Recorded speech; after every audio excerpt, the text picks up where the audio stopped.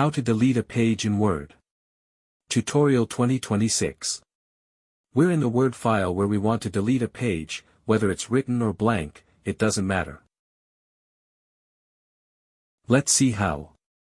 As you can see from the number below, this Word document consists of 3 pages. To preview all the pages, go to View and check the Navigation pane box. A drop-down menu will open on the left. Go to Pages to see a graphic of each page. We can see that the 3 pages are the first with the title, the second with text, and the last with a figure. Now that we know for sure how many pages we have, let's go back to the home screen at the top. We'll need to activate the Show All button, located here. This button allows you to show paragraph marks and other hidden formatting symbols. Enabling it will make this symbol appear for every row in our sheet.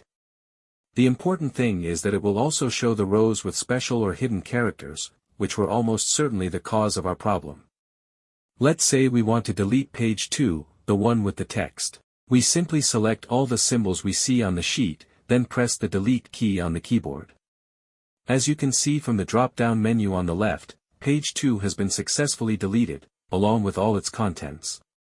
We can repeat the process for sheet 3, which displayed the figure.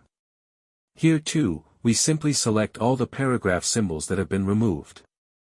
The paragraph related to the figure is larger than the others because the figure takes up more space on the page.